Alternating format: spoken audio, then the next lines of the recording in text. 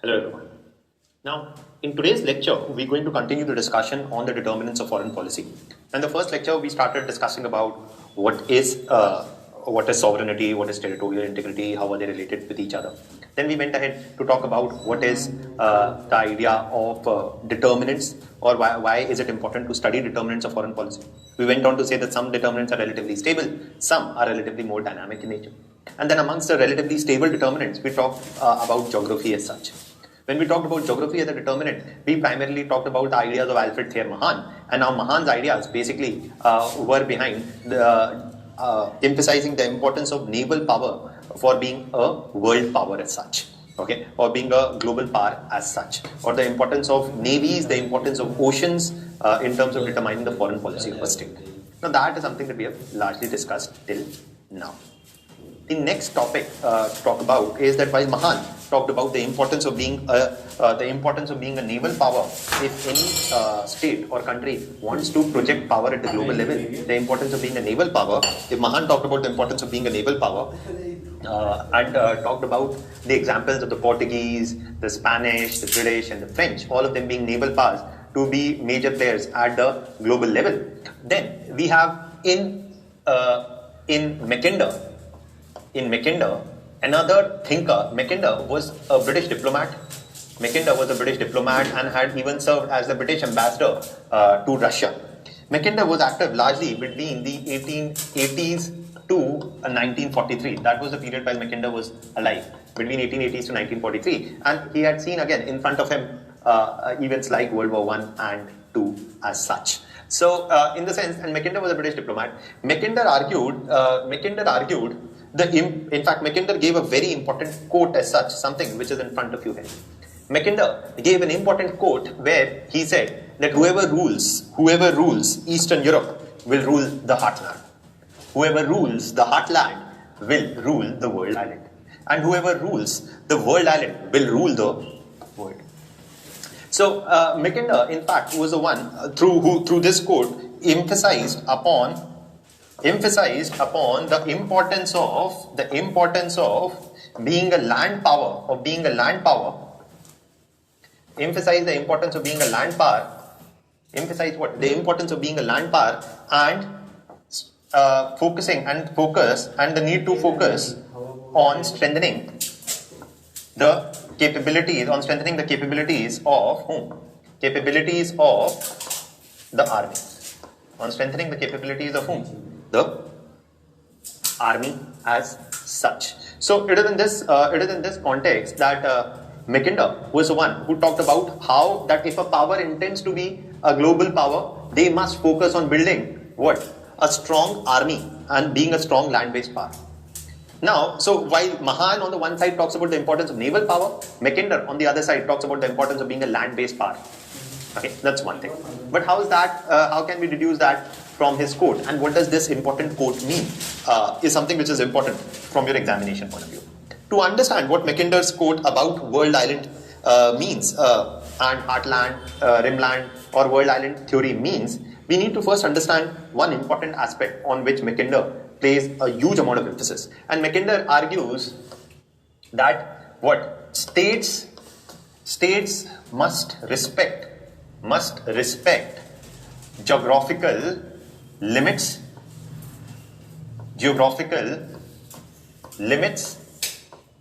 while framing their foreign policy. Or while framing their policy aimed at ensuring their security. What is Mackinder trying to say? Mackinder actually was trying to say that state must respect geographical limits or must understand that geography imposes key constraints on foreign policy. Please understand, geography imposes limits or constraints. Where? Imposes limits or say constraints on where? Foreign policy. Now what are these limits that Mackinder is talking about? We need to understand that. What are these limits that Mackinder is talking about? Well, for this, Mackinder said that how geography limits the options and how geography plays an important role in the security of the state. To understand that, Mackinder said that if say there is hypothetically a country A. Okay, suppose there's hypothetically this country A, Now this country A has what? Country B, C and D what? As its neighbors. Now country B, C and D as its neighbors in the north, the west and the east, and in the south there is the ocean. Okay, in the south there is the ocean. Now in this country, hypothetically speaking, suppose that there are what? There is what? Hypothetically speaking, say there is what? There is a big desert. There is a big desert in the west, okay, between country and B, and between country C, D and country A there is a big mountain range. Further down south, say further down south, say there is a big what?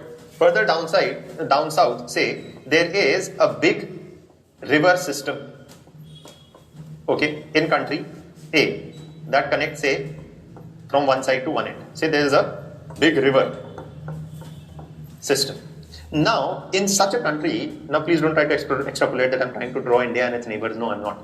I just want to keep a hypothetical example first. In this country, what Mackinder would argue is that geography will determine where can be the heartland. Geography will determine where can be what? The heartland of the state. The heartland of this state will lie where? Will lie somewhere here. Why we say that this is the heartland of the state? Because it is this heartland of the state where, suppose there is it is in this heartland, suppose there is fertile land, okay, which can generate agriculture. In this heartland, suppose there is a fertile land which can generate agriculture, and it is this heartland which is protected, which is fertile so that it can support agriculture and support the food needs of the population. And it is this heartland which is surrounded by what? By key, surrounded by what? Key or is not surrounded, let me say protected by what? By key geographical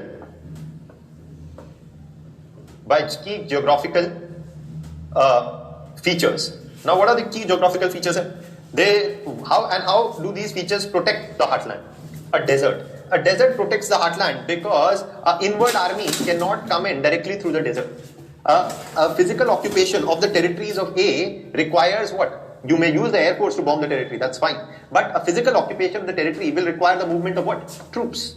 A physical occupation of territory from B to A may not be possible through what? A big desert or a marshy area, because movement of tanks or troops through land through this area is going to be a hugely time consuming task and may not be even possible at a large scale. If you want to move 1,000 troops, it may be possible, but if you want to move in 1 lakh troops or 70,000 troops, it will not be possible. And if country B even tries, then country A will also get sufficient time to retaliate and prevent a large scale mobilization by country B. So that's desert will thus act by provide a protection. When it comes to the mountains, say from C and D, what? Mountains, especially high altitude mountains, will provide a natural barrier between countries, in the sense that it will restrict a mobilization of troops by any one side quickly. Neither A nor C or D will be able to quickly move troops through mountains. Firstly, because any such movement of troops through high altitudes is itself going to be time consuming and a large scale movement will not be possible. So in a way, a desert mountain ranges will provide buffer to the quick movement of troops by either the side. Now coming down south, suppose another country E tries to attack country A, it may be able to do what? It may be able to take, or suppose it attacks and may be able to take a certain control of the territory of A, which is a more coastal territory. But once they reach the point, once they reach what? The river, once they reach a very big river system, say in the south of the country, they will find tough to go beyond this river system. They will find tough to go beyond this river system. So a heartland is one which is protected from all sides, say from mountains in the north, deserts in the west, and a big river in the south, which will be very difficult to cross, and itself is a fertile plain. The mountain itself has to be a fertile plain. So we say that when we talk about the boundaries of a country, to the extent the boundaries of a country match with the physical features like mountains or rivers or deserts, it will provide a buffer to the heartland of the country. It will prevent the heartland from being encroached upon by an invading army very easily. Okay, that is there. And this is what is called the heartland. The heartland of a country is one which is something which supports a large population by virtue of its fertility or economic importance. And a heartland is one where a large number of people live, or large population of the country lives, which has tremendous economic importance also, and more importantly,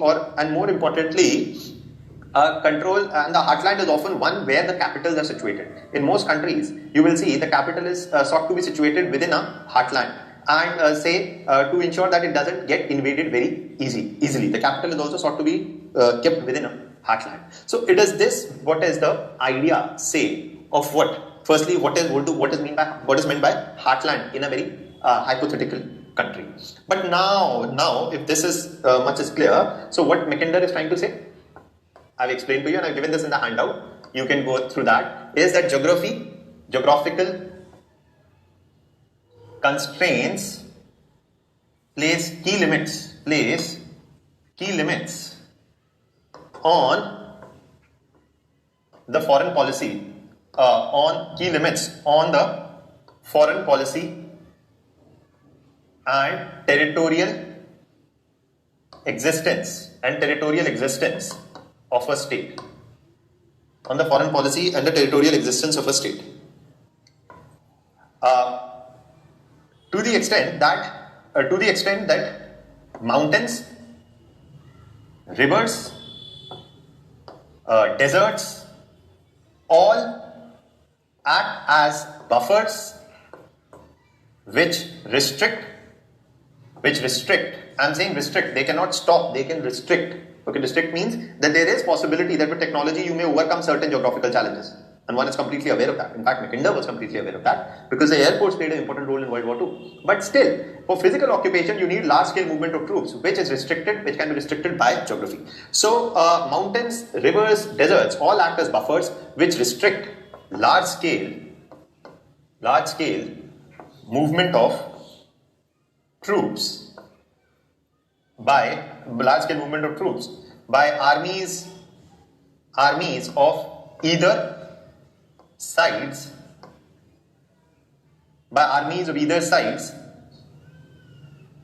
in case of any large scale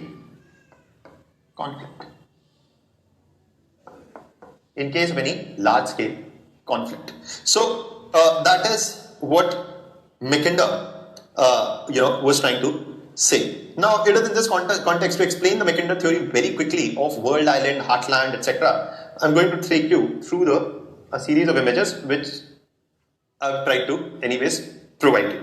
Now, Mackinder is saying the whole world can be divided into broadly two categories. One is the world island, and the world island is something, firstly Mackinder is saying, which is around Asia, say starting from Russia to South Asia, including China, parts of China, South Asia, and parts of North Africa and the Mediterranean region as well. This is the world island because almost this region is stretching from Africa in the southwest to Russia in the north, to portions of Russia in the northeast. This is a certain region which has almost a huge amount of mineral resources, fertile land, and also has a large scale population, almost 6/8 of the world or 7/8 of the world population as such. It has huge supply of minerals and large scale population also, okay, which can provide manpower in case of a large scale conflict or resources for boosting the economy. Now this is world island, but beyond this is what?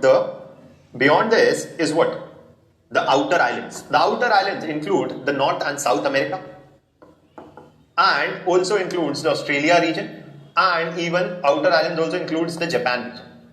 Now it is this region which is considered the peripheral land or the outer island, which has something around 1/8 of the world population as such, and which has somewhere around 1/8 of the world population as such. Now this is firstly in his theory. Now this is his way of looking at things. Please understand, theory mein there is no right or wrong to begin with. Theory is one way, or theorizing depends on one way of looking at things. So according to him, the world can be divided into these two broad categories, the world island and the outer islands to begin with. Okay. Then Mackinder goes on to say that Mackinder makes an assertion that anybody who controls the world island, will be the world power or will be the global. Anybody who controls the world island will be the global power. Controls doesn't mean that you have to directly rule, but anybody who is able to exert a dominating influence or have a territorial control over the world island or major parts of the world island will dominate the world order, is what Mackinder is arguing. If you dominate the world island, you will dominate the world order. Okay, that's one thing. So if this much is clear, then he then goes on to divide the world island into the heartland. Okay, he goes on to divide the world island also firstly into the within the world island also he says there is a heartland and there is a rimland. Okay, now let me just say that here itself he will go off to divide it into he will go off to divide the area of the world island also into a heartland and a rimland. So just a second, let me change the color. So the whole Eurasian region, he divides into a heartland. Heartland is one which he says, remember what I said is a heartland? A heartland is one which is protected from geographical boundaries from all sides and also has certain resources, population and fertility. So he's saying that the heartland of this world island is where? In the region that I've shaded. In the portions of Eurasia, portions of Mediterranean and portions of Central Asia and even certain portions of South Asia and portions of China. So there are portions of China, there are portions of South Asia, there are portions of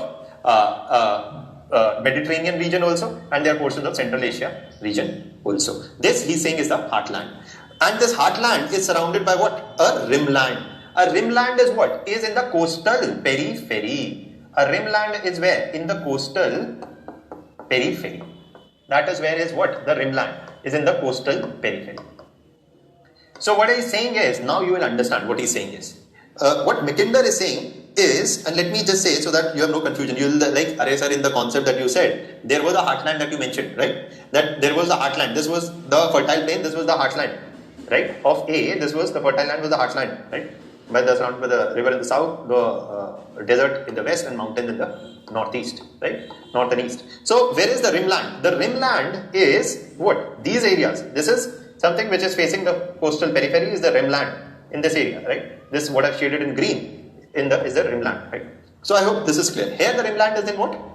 Here the rimland is in the coastal areas of South Asia, coastal areas of China, coastal areas of the Persian Gulf or the North Africa. That is the rimland, and the other part of the heartland is also going to be in portions of Africa, but this is predominantly where the heartland is. Now, here his important assertion is that if you want to be a global power, you must focus on capturing the heartland. Any power which wants to be a global power must focus on capturing the heartland. If you capture the heartland, if you find one weakness, an opportunity to capture the heartland, and if you manage to capture the heartland, the one who controls the heartland will control what? The one who controls the heartland actually will go on to control the rimland. The one who controls the heartland, especially with the coming in of the Air Force, the one who controls the heartland can actually attack the naval choke points, can attack the naval choke points through the use of the Air Force, can attack the naval choke point and the Navy is situated at the naval choke points through the use of the Air Force. And once it can attack the naval choke points through the use of the Air Force, it can control the sea also. So this, why Mackinder said that you control the sea and you will control the world. Here he is saying you control the heartland. From the heartland you can easily control the choke points, especially through the Air Force if needed, or even by taking control of the ports directly, or bomb the ports, because if you bomb the ports then ships cannot dock at the ports. So in that context, if you control the heartland, you can control the rimland, and one who controls the heartland will be able to control the rimland. Once you control the heartland and rimland, you will be able to control the world island. If you control the world island, then in case of any conflict between a power dominating the world island and say a power dominating the outer island, say like a USA, who will win? According to him, the world island, because the world island has more resources, more military, more resources, more population. With the resources and population, it will have a better financial position, better military position, and a large-scale conflict will defeat the outer island as such. That is what is Mackinder arguing. But the story doesn't stop here. And what am I trying to say? Let me just explain this within a minute. Okay. That what I'm trying to say is, let me show you in the map. This is the heartland. And the definition of the heartland has extended from, according to Mackinder, at different stages. Okay. So the definition of heartland, according to Mackinder, has changed from time to time. At certain times, it included Eastern Europe also, and the Eurasia region, predominantly the Africa region, the Russia region, and portions of Asia, portions of South Asia also, portions of China also, portions of Central Asia also within it.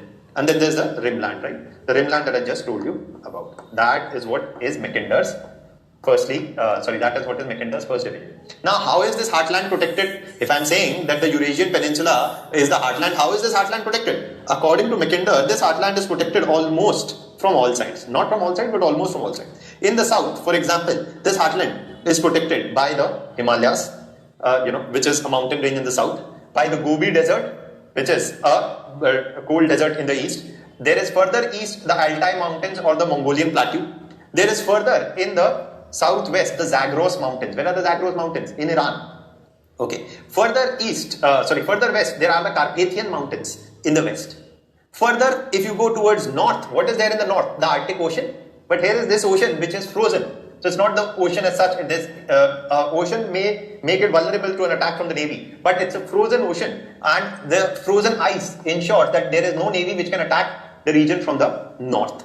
Further east, also there is the frozen ocean in this region as well, and there are other mountain ranges, etc. here as well. So one of the things is, where if you were to say the heartland is protected by frozen sea in the north, by the mountain ranges, by the cold deserts, but in this region there is still one weakness. The heartland also has one opening which is still there. And where is that? That opening is going to come.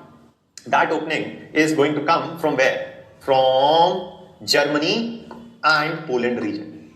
If you know the history of World War I and II, a large scale movement of troops happened where? From Germany and Poland. Why? Because these are the plains. It is easy to mobilize troops and move troops across where? Plains, not through mountains or through seas. It is easy to move large scale number of troops if there is a plain piece of land, and that plain piece of land is between Germany and Poland. So a large scale army, if any army wants to capture the heartland from the outside, the only opening is through Germany and Poland. This is the only weakness in the heartland. And in World War I and II, whenever Germany sought to mobilize, it sought to mobilize through Poland. That is one of the reasons that Poland has always been sandwiched between a Germany and a Russia in World War I and II. Right? So it is in this context that this heartland which is inaccessible to naval power. Okay, which is inaccessible to naval power as such that you must, which is inaccessible to the naval powers as such, something that you must remember. And there is no sea also which opens, or there is no river also which opens, connects this heartland to any other external area.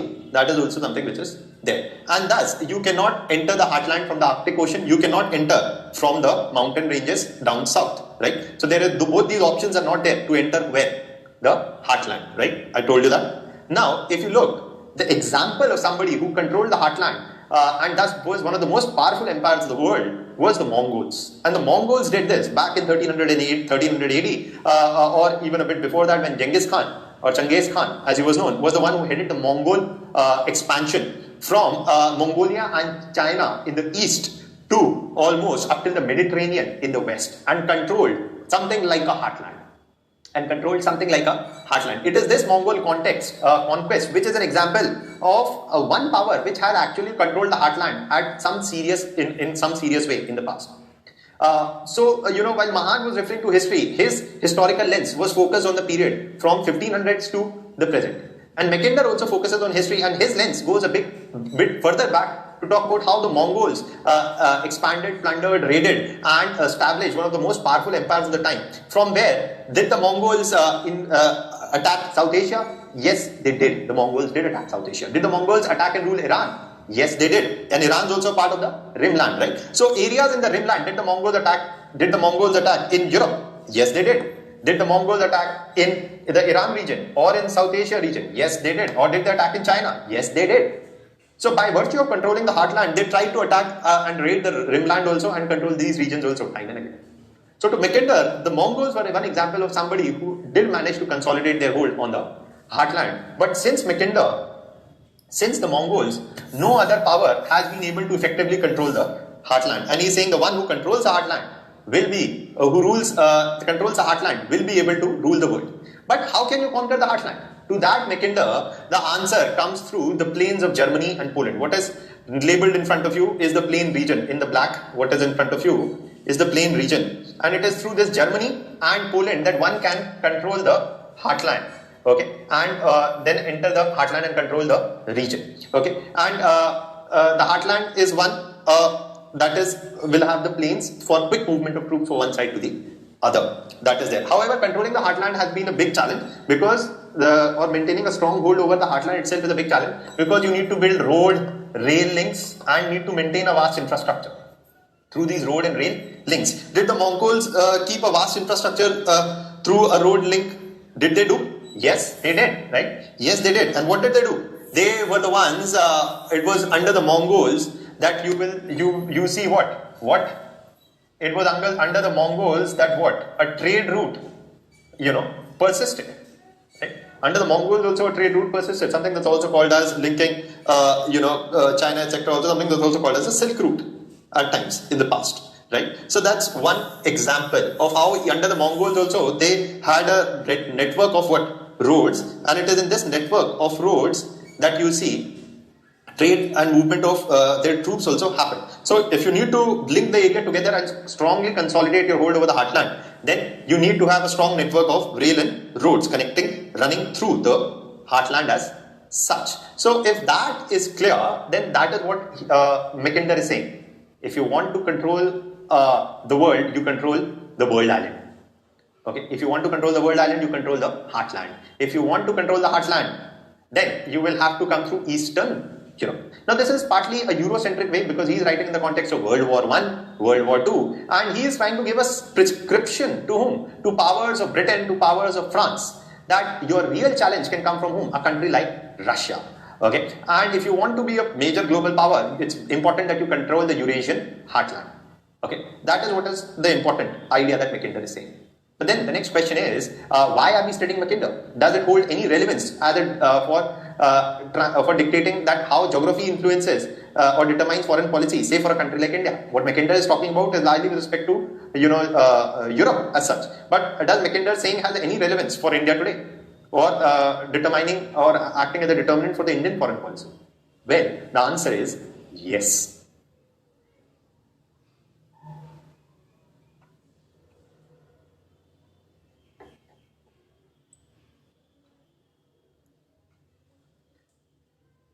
So, when we talk about the application of Mackinder to the Indian foreign policy, or how can one apply Mackinder to the understanding of Indian foreign policy, or it serving as a determinant of Indian foreign policy, one needs to have a closer look at the Indian map and India's relations with two of its important northern neighbors. One, obviously, is China, and the other is whom?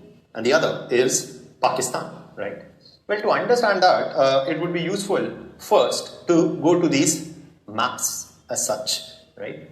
Now, when you look at this, when you look at these maps, you'll get a sense of what I'm trying to argue here, okay? If you look at this, you will understand what I'm trying to argue here. Then let's first talk about China, one of the important Indian Himalayan neighbors. Now, up till last year, I always used to say that, look at the India-China border and look at the India-Pakistan border. You'll understand the importance of geography. And I'll continue to say that even today, but with a slight modification. In the sense, firstly, if you look at this map doesn't tell you that the extent of the height of the Himalayan mountains, right? The Himalayan mountains, one of the world's biggest mountain chains, extends all across the Indian and China border, largely, including in the Aksai region. Now, firstly, don't eat my head over what the map shows. The map shows the current actual ground positions of the troops of India, Pakistan, and China in the Jammu and Kashmir region. Okay, so that is there. Now, basically, it is in this region that there is a whole lot of Himalayan chain, mountain chains as such, and these are the world's highest mountains as such. Given that they are one of the world's highest mountains, the Tibetan plateau is located at a height of something around, say, at a height of something around 6,000 meters or 8,000 feet or such. Okay, so Tibet is located thus at a much higher altitude, and there are the mountains between India on one side and Tibet on the other. And Tibet obviously is under the control of China.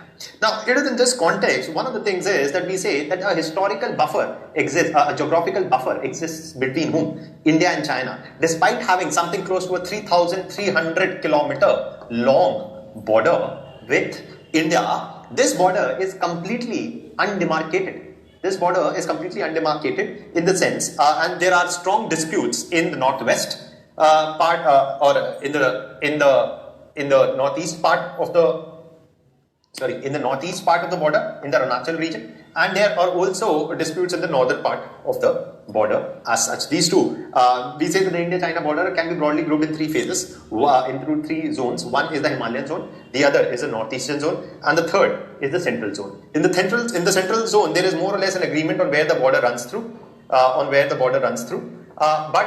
there are important sites of disputes in the Aksai region, in the Arunachal region, and also in the Tri-Junction Doklam region, and also in the Tawang region. Right, the Tawang region is where the Tawang region is where one of the important